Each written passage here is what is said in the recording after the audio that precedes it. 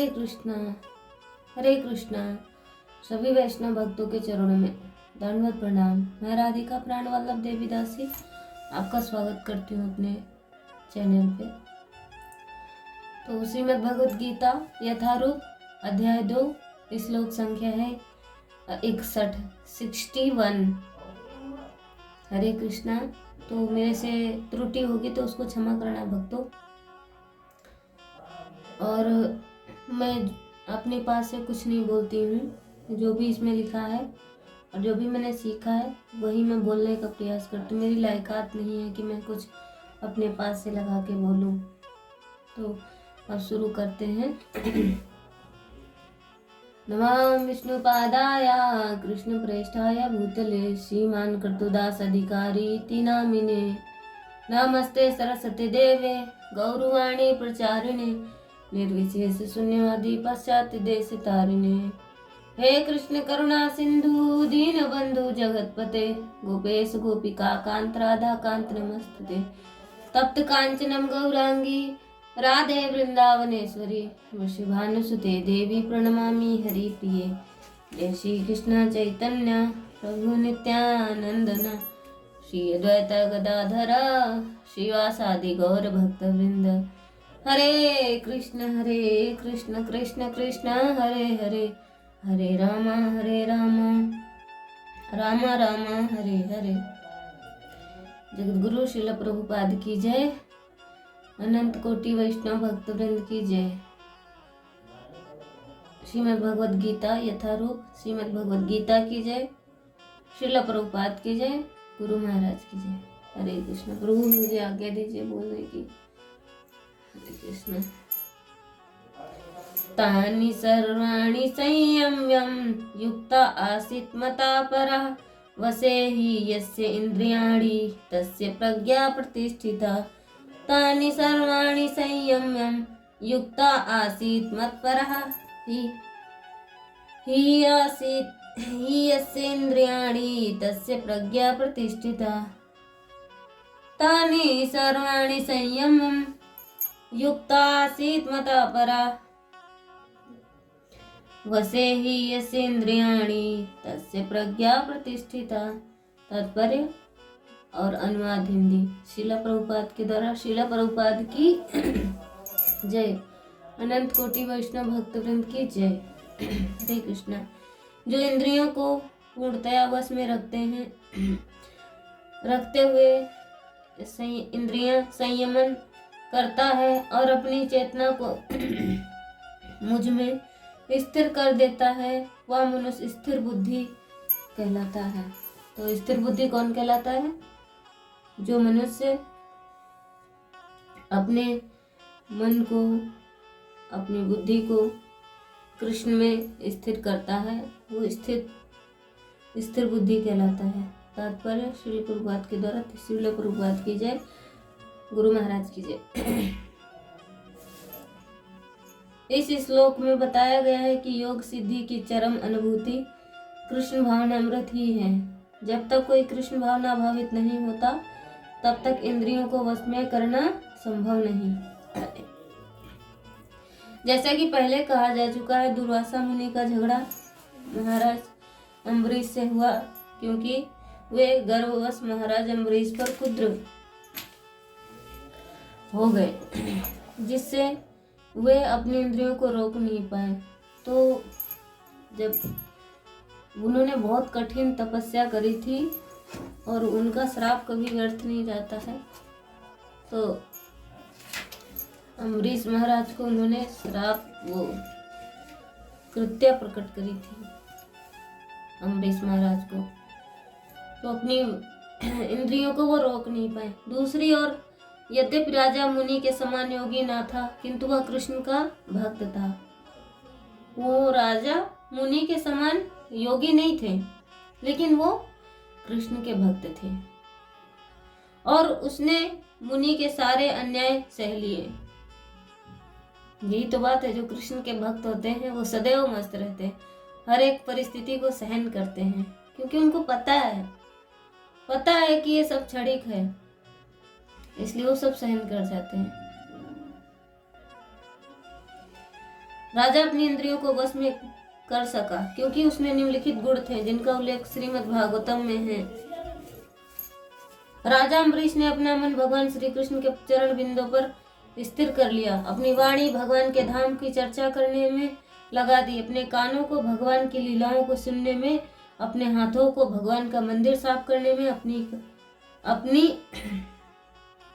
आंखों को भगवान का स्वरूप देखने में, अपने शरीर को भक्त के शरीर का स्पर्श करने में, अपनी नाक को भगवान के चरण बिंदु का भेंट करने के लिए, फूलों की गंध सूंघने में, अपनी जीभ को उन्हें अर्पित तुलसी दल का स्वादन करने में, अपने पांवों को जहाँ जहाँ भगवान के मंदिर है उन स्थानों की यात्रा करने में, अपने सिर को भगवान के नमस्कार करने में तथा अपनी इच्छाओं को भगवान की इच्छाओं को पूरा करने में लगा दिया। इन गुणों के कारण वे भगवान के मत पर भक्त बनने के योग्य हो गए। तो भगवान का भक्त बनने के योग्य कौन है? महाराज अम्बरीश से शिक्षा लेनी चाहिए। बहुत सुंदर उदाहरण है कि भक्त बनने योग्य कौन है। भक्त हर कोई बन सकता है, लेकिन जब नियम पालन की बात आती है तो सब कहते नहीं, भक्ति करना बहुत कठिन है, इसलिए वो कहते हैं कि हम भक्ति बुढ़ापे में करेंगे। अब बुढ़ापा नहीं आया तो कहाँ से भक्ति करोगे? इसलिए भक्ति बचपन से ही शुरू कर देनी चाहिए। इस प्रसंग में मत पर शब्द अत्यंत सार्थक है। कोई मत पर किस तरह हो सकता है, इसका वर्णन महाराज अम्बरीश के जीवन में बताया गया है। मत पर परंपरा के महान विद्वान तथा आचार्य श्री बलदेव विद्याभूषण का कहना है, मद भक्ति प्रभावेन सर्वेन्द्रिया विजया पूर्विका स्वादात्म तुष्टि सुलभेति भावः। इंद्रियों को केवल भगवान कृष्ण की भक्ति के बल से वश में किया जा सकता है। तो अपनी इंद्रियों को, अपने मन को कैसे वश में किया जाए?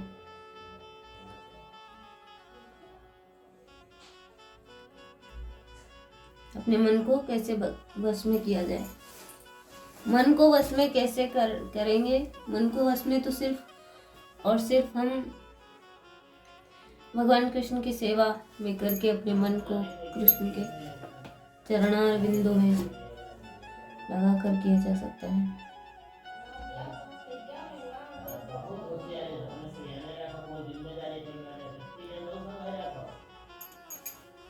इंद्रियों को केवल कृष्ण की भक्ति के बल में वश किया जा सकता है। कभी कभी अग्नि का उदाहरण दिया जाता है। जिस प्रकार जलती हुई अग्नि कमरे के भीतर की सारी वस्तुएं जला देती है, उसी प्रकार योगी के हृदय में स्थित भगवान विष्णु सारे मलों को जला देते हैं। योग सूत्र भी विष्णु का ध्यान आवश्यक बताता है, शून्य का नहीं। तथा कथित योगी जो विष्णु पद को छोड़कर किसी अन्य वस्तु का ध्यान करते हैं, वे केवल मृग मारीचिकाओं की खोज में वृथा ही अपना समय गंवाते हैं। हमें कृष्ण भावना भावित होना चाहिए, भगवान के प्रति अनुरक्त होना चाहिए। असली योग का यही उद्देश्य है। हरे कृष्णा। तो बहुत सुंदर यहाँ पर उदाहरण है कि हम अपने मन को अपने बस में कैसे करें। बहुत बहुत अच्छे पॉइंट हैं। अगर कोई शिक्षा लेना चाहेगा तो, और शिक्षा नहीं लेना चाहेगा तो मृग मारीचिकाओं की खोज में ही वृथा अपना समय गंवाते रहेंगे।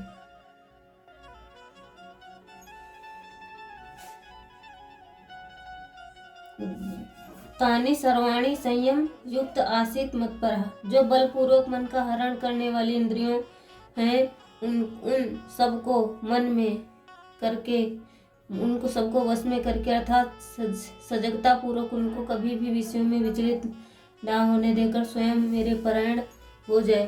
तात्पर्य यह हुआ कि जब साधक इंद्रियों को वश में करता है तब उसे अपने बल का अभिमान रहता है। मैंने इंद्रियों को अपने वश में किया, यह अभिमान साधक को उन्नत होने नहीं देता और उसे भगवान से विमुख करा देता है। तो अपने मन को कैसे अपने वश में करें? बहुत सुंदर यहाँ पे उदाहरण है कि जब तक अपने मन को श्री कृष्ण के चरणों में समर्पित नहीं करोगे, तब तक कोई भी विद्या आपके काम नहीं आने वाली है। चाहे कितना भी बलपूर्वक से आप अपनी इंद्रियों को वश में करने का प्रयास करेंगे, वो उसमें विफल ही रहेंगे। बड़े बड़े साधु सन्यासियों का भी इसमें उदाहरण दिया गया है, योगियों का उदाहरण दिया गया है, विश्वामित्र का भी उदाहरण दिया गया है कि वो इंद्रियों को अपने वश में करने के लिए बहुत बड़े बड़े तप किए, लेकिन उनको मेनका में अपनी इंद्रियों को वो करना पड़ा, वश में नहीं कर पाए।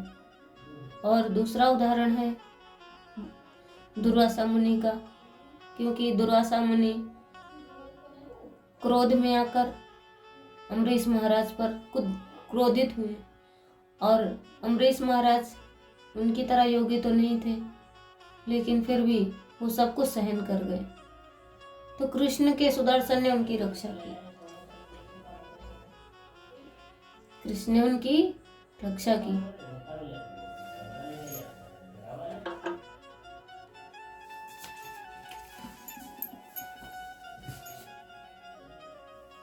केवल भगवत कृपा के कारण ही माने कि मेरे को इंद्रियों के संयम में जो सफलता मिली वह केवल भगवान की कृपा से ही मिली। कभी भी अभिमान नहीं करना चाहिए, और जो भी सफलता मिले उसमें भगवान को जरूर धन्यवाद करना चाहिए अनेक अनेक बार कि हे कृष्ण, आपने मुझे पर कृपा की, तभी मैं यहाँ पे हूँ, ऐसी ऊंचाई पे हूँ, ऐसी जगह पे हूँ। श्री प्रभु कृष्ण का धन्यवाद करो, हर तरह से धन्यवाद करो। इस प्रकार केवल भगवान के परायण होने से उसका साधन सिद्ध हो सकता है। यहाँ मतपरा कहने का मतलब है मानव शरीर का मिलना, साधन में रुचि होना, साधन में लगना, साधन का सिद्ध होना, ये सभी भगवान की कृपा पर ही निर्भर है। परंतु अभिमान के कारण मनुष्य का इस तरफ ध्यान कम जाता है। कर्मयोगी तो कर्म करने की ही प्रधानता रहती है और उसमें वह अपना ही पुरुषार्थ मानता रहता है। अतः भगवान विशेष कृपा करके कर्मयोगी साधक के लिए भी अपने परायण होने की बात कह रहे हैं।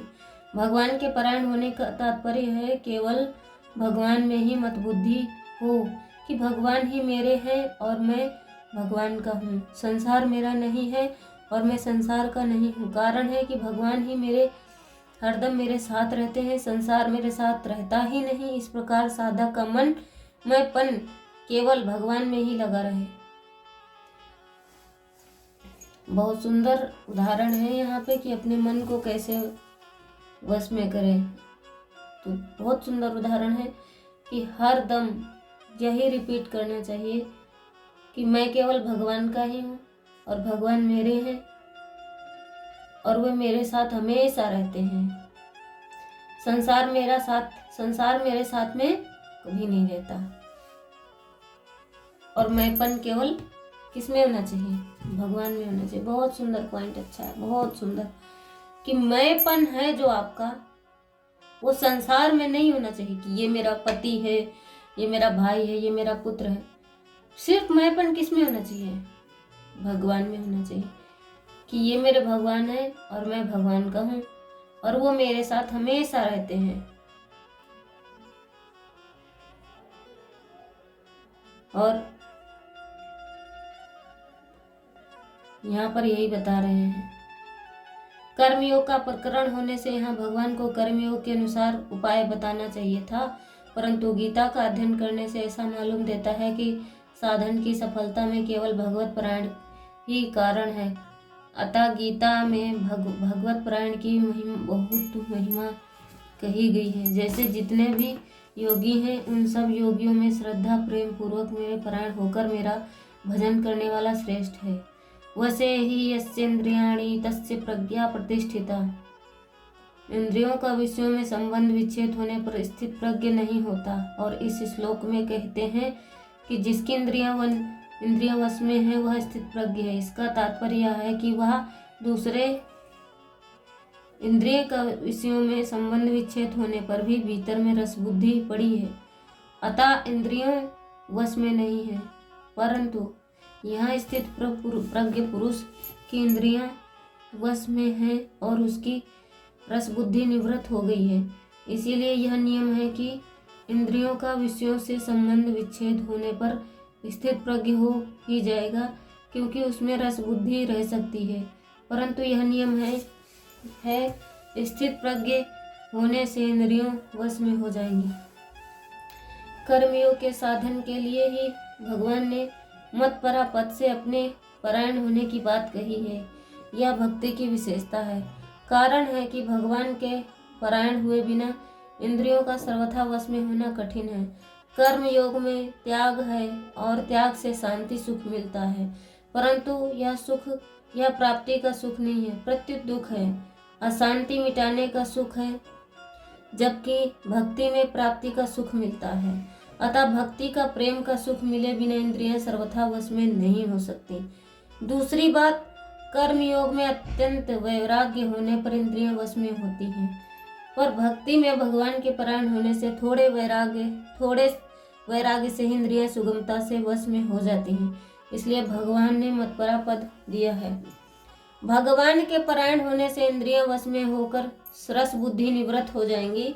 भगवान के परायण ना होने से क्या होता है, इस बार भगवान आगे बताएंगे। हरे कृष्णा। सभी को दंडवत प्रणाम मुझे सुनने के लिए।